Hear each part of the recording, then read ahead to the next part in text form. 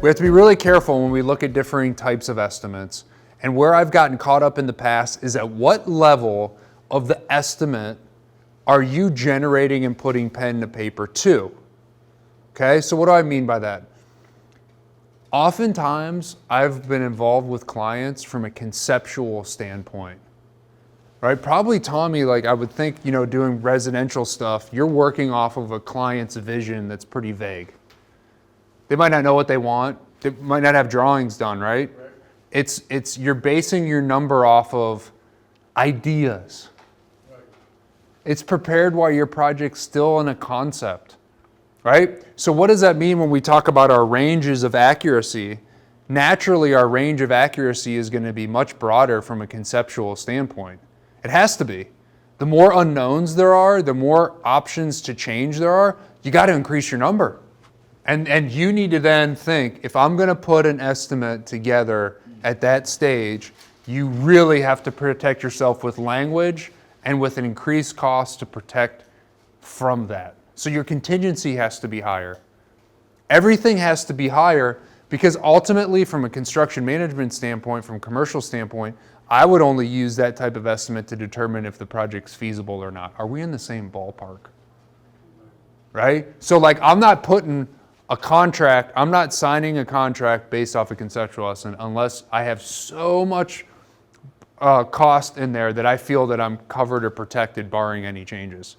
But my God, you can get $150 square foot countertops and you can get $50 square foot. The range is huge. The bigger the range, the bigger your range has to be. Then there's preliminary estimates. You have a partially complete set of drawings or a partial model, maybe 50% sets. Maybe you're missing some MEPs, mechanical, electrical, and plumbing. You can narrow down a little bit, but you still can't narrow in totality. And that's why it should be our responsibility, guys, from an estimating standpoint, to get as much information as you possibly can to have finalized drawings and all your information flushed out. The more you invest early on in the stage and push your interior designers, push your architects, push your client to make finalized decisions, it is only going to make your range tighter and smaller. The more transparent and upfront you are and just say, this is my process, it's all right here. If you choose this material, here's the cost. You have to have a process in place that even if your client feels uncomfortable with speaking about those things, you have to convince them this is just going to mitigate issues between us. That's all it's going to do. The more we flush out early often and the more transparent we are mitigating conflict down the road, right? So it might be painful, it might suck, it might take pre-construction meetings and review of documents, and it might suck time away from you guys. But the more we flush out, the more mitigation of issues that we're gonna have down in the field. So I like to hone in on this because you got to know at what stage your estimate is. You have to know where you fit in and where that client fits in. It's super important. Also, I think we talk a lot about process in this class. You guys, again, have to have a process in place, and this is the one that I utilize from a commercial standpoint. Again, you have it in your documents. You'll have this digitally as well, and you can change it up however you want. But these are the 4 stages I utilize to really identify. Again, the first thing I'm doing, I'm not even opening a print. I'm not doing anything except identifying the scope of work. In conjunction with that, I love Google Earth. I know it sounds funny. People laugh at me. Dude, of course. But the first thing I do is Google Earth the job. Where's it located? How am I getting access? Is it close to a roadway? What's going on around here? Where am I going to park? What does the building look like? You can gather information from so many different sources that has an impact on your bid and an impact on the way that you approach this thing, right? So 1, I identify the scope of work. The second thing I recommend that you guys do is schedule out your bid. Put a schedule to your bid. It could be simple, it could be a handwritten schedule. It's just going to be there to help you stay on track. I want drywall done by Monday. I want my polyurethane sheet order done by Tuesday. Whatever the hell it may be, it's going to have you forcefully think out the process that you are going to utilize to approach that bid. And what I found, it actually helps me become a better estimator, because you actually have to plan yourself through the bid, and it'll help you think of things. Everything that I do in here, maybe some of it's a little bit redundant, helps me then also go back and think, did I miss this? Did I include this? Did I think about that? Redundancy and thinking about the process of your bid will help bring and flush out things that you might have potentially missed in evaluating that scope of work. So I'm constantly going back to the scope of work. Next, I assign tasks. It depends how your organizations do it. I, from a commercial construction standpoint, was never solely responsible for one bid, just because the projects were so high in value. You know, a $42 million building, I might be doing 6 or 7 of the bid packages. Right? Ralph might be doing 2 or 3. We actually divide up that work. So depending on how your guys' organizations do it, you then have to assign tasks. That next level I call pre-bid day activities. That's where I'm ordering bonds. I'm requesting subcontractor quotes. I start now really combining, I'm doing my quantity takeoff. Now I start looking at the prints. Now I start determining who's going to run the project, how many people I need, how are we actually going to determine that cost of construction. That doesn't happen until I've really established a firm foothold in understanding what the project is. After the first or second day, guys, I can tell you who the client is, what the goal of the project is, what our responsibilities are. If you can't answer me those questions without looking, something's wrong, right? You should be able to answer those questions after 1 or 2 days. Yep, we're working for the Cleveland Clinic. It's a Cole Eye Center. It's a cancer center. They're going to be working on people's eyes. It has about 47 offices. These are the main uses of the building. This is the goals of the client, because that is going to drive everything else you do in your estimate. Right? So like I start there, and hopefully that helps you. It'll help you get a lot more comfort. And then I go into the nitty-gritty details. But don't flip that, in my opinion. Don't start with the nitty-gritty details in the drawing. Know the project overview and specifics. Right? So you can see in that quantity takeoff area, that's when we're really combining, and I like to break it out in those 3 different areas. What is the material that I need? What is the labor? And a part of that labor is going to be the process. You have to know the process. Mark has to know that the first thing we have to do is build containment. After we build containment, we build this. Then we start here. Understanding the process for what you're bidding on is super, super important. And again, that all comes off of up here. This is going to determine the process. So I've got to start here, right? Then we can throw in any equipment pricing. That obviously has a big impact depending, and that's a part of the methodology, right? What method are we going to use? What type of equipment? Do we need scaffolding? Do we need JLGs, right? Oh, it's a Turner construction job and the crazy bastards are doing ladders last. I'll know that off of here, right? So all of this has an impact here. I know I'll order a bond here. I'll only know this stuff unless I've really, really started here. So, and you know, ordering bonds, it could even be, you know, permits or anything of those soft costs that are required here. I like to kind of put there, right? Subcontractor selection. And understanding this, guys, from a subcontractor standpoint, this is the thought process from a GC or CM. So knowing where you fit into play, if you guys are representing a subcontractor, is also important. This is a flow that we use from the construction management standpoint. So if you understand what we're coming at, it probably makes sense for you all to start here too. Because if I know the scope of work, when I go give my bid to that general contractor or construction manager, they're going to say, ooh, wow. The little things that I look at and I just say, you want me to trust you with $1 million contract, $100,000, and you haven't even know what the project is? You don't know what the goal of the project is, right? If you guys can just, from a sub standpoint, identify this, it takes so little work to just do a little bit of research, and it's like, wow. Know your client. Know, and if you're construction manager, and I've been trained this from the Turners of the world, guys, they know their client. And if they're sub, they get that same sense, wow, they've done their homework. That can mean the difference between you getting the job or not. It's the little things. It's the little things that add up. So just know that selection is going to be based off of an understanding of this, right? Then we start combining that pricing.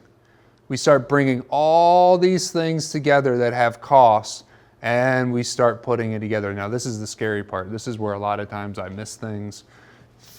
Issues arise. It's combining that pricing and making it pretty and determining everything that needs to go in it to get there. And then there's obviously a review period, right? Got to review it for errors, got to evaluate your overhead.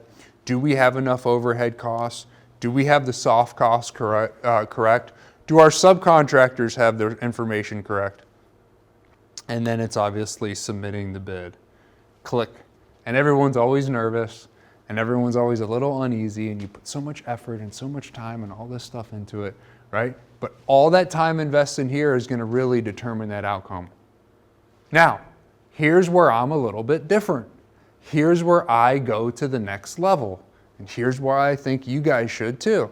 A lot of times we don't spend the time to go back and review it, whether you win or lose it. So even if you don't win the project, record the project data that was won, so you have their numbers too. And it might be as in depth. You might not have all the information you need, but you can understand, hey, we didn't get it and it was this cost and it equated this price per square foot. Collect the data, collect the data, collect the data. All right. I think this is an important thing, right? So again, identifying the scope, preparing a schedule for that process, assigning tasks, whether it's subcontractors, whether it's yourself.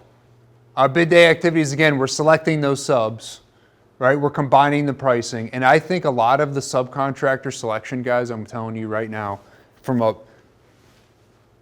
when you're bidding with a big general contractor or construction manager, I think they're much more adverse to going after the low bidder. I really holistically believe, like when we were at Turner Construction and DCK and we're evaluating bids, I could see the client taking the lowest bidder, right? But from a contracting standpoint, I think they're much more sensitive to taking the lower bidder. We usually flush a lot of that out in pre-construction meetings. And I would implore you guys all to invest heavily in pre-construction meetings and bid review with your main subcontractors. And ask for those meetings if you're not getting them from a subcontracting standpoint, right? Because we take the time, especially in the very critical path activities, we take the time to really sit down and have those pre-con meetings and flush out all of those question marks as much as we can in a face-to-face meeting, in a job site walk. The client oftentimes doesn't have that ability or wherewithal to do that, right? Hold those pre-con meetings. You can't hold them for everybody, but hold them for those really important subs. Hey, I want to sit down with you and go through your bid line item by line item to make sure that we have this covered. And we document the outcome of that pre-construction meeting. And that's oftentimes a supplemental attachment to contracts. There's questions we've gotten from other subs that we make sure that if we answer, we share with everybody. That can flush out a lot of issues. But now we have to listen, time's our most valuable thing. It's very, very important. And how you spend it as an estimator is going to really, really be impactful and determine the outcome of your estimate. So I'm very particular, like, I'm not just going to have a meeting to have a meeting. We need to be able to have an agenda. We need to hit things on line items that are actually going to have impact on our project. And I'm really selective in the subcontractors that I decide to spend my time with so I can review these and make sure that they're correct and we have everything. So be strategic. Cleveland Construction invested in Procore, okay, which is the cloud-based software, from their top to the bottom. So what that means is, in the whole supply chain, in their Procore system, if you're a tax accountant, if you're their tax preparer, all you need is in Procore. If you're the site safety manager, everything you need is in Procore. Safety pictures, safety training. If you're an estimator, everything you need is in Procore. They've centralized all of their documentation in one singular sole software source. I know a lot of you guys probably work in different softwares, right? You got to open up this and you got to do your time cards in this. You got to do your estimates in this. And what they said is, we can't quantify it, but we know that saving clicks and aligning the little things between our project managers and superintendents is making us more money and making us more efficient. The little things, how you spend your time. If it's all in one centralized database, We know we're more efficient and we're going to save money and be more productive. Hard to quantify, impossible to quantify, in fact, but they know investing in that will provide dividends. So again, I implore you guys as estimators and people within your organizations, like, saving a little time adds up, and be very specific of how you spend your time. How is it going to generate productivity in your estimate and make it more accurate? Quotes, you guys have experience with this. I don't need to go through each one. I just want to show a couple of things I've been burned on. I've been burned on taxes before, depending on the type of projects. Make sure, is your job tax exempt?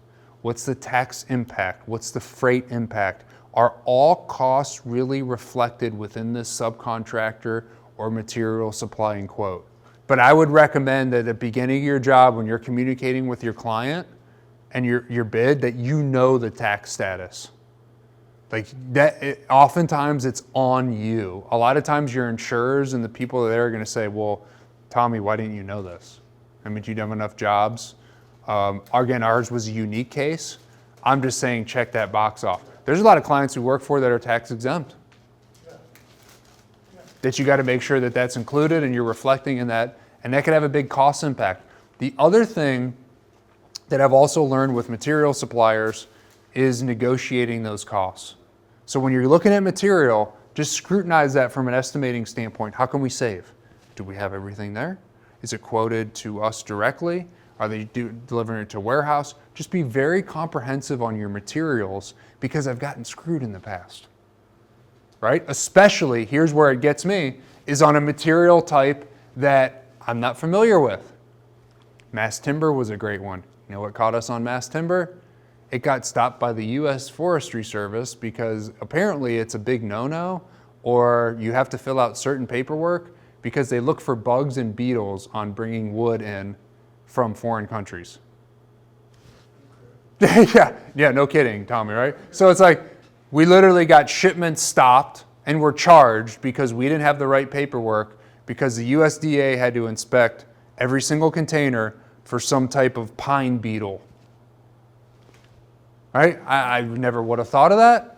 We didn't think of that, obviously, but I'm just throwing that out there. When you guys are working with a materiality type that might be on the peripheral, or you're working with a new supplier, check all the boxes relative to that material that's going to be there. I've gotten burned, right? I've gotten burned.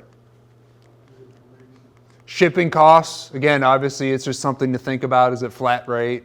Again, sales tax, you've got to be careful. Does it vary by city? It's a part of understanding that scope of work. And it's a part of where the geography of that project is, where it's like, okay, what's my sales tax?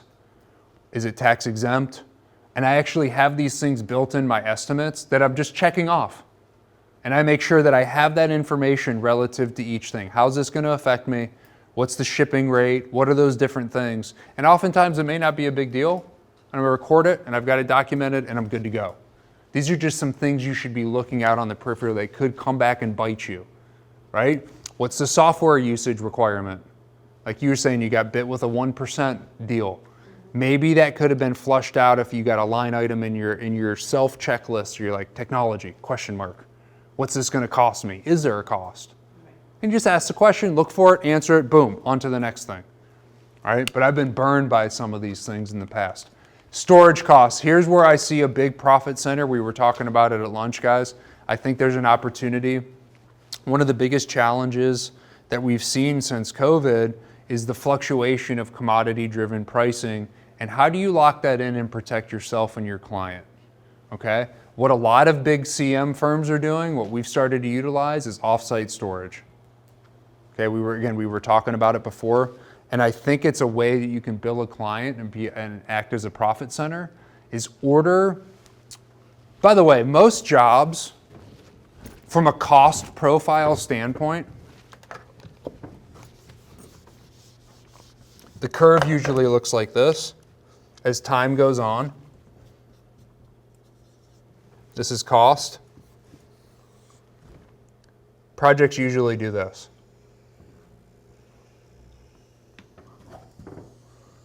Okay. So this is when we're just starting out, mobilizing. right? We're getting mobilized here. We're just getting started. Excavations happening.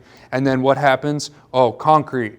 Then we have steel. Then we have all of our MEP trades. And here's where cost is real high, right? Because we have everything hitting at one time, right? That's a typical cost profile. And then what does it do? It pairs off as we start to finish out.